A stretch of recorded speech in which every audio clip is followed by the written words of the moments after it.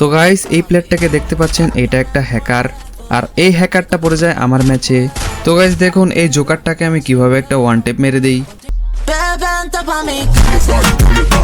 তো এই জোকারটার কাহিনী এখানেই শেষ হয়ে যায়। তো তারপর এই ম্যাচেই চলে আসে আরো একটা স্টিমার। দেখুন স্টিমারটাকে আমি কিভাবে মারি।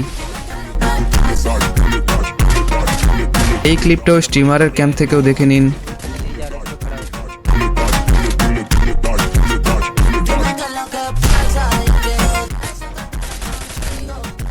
पीछे से मार दिया भाई, पीछे से।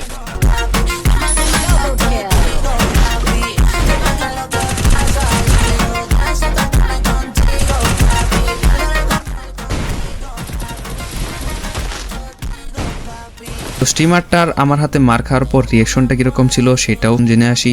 चल इंडिया सब चल भाई, चल इंडिया सब चल भाई।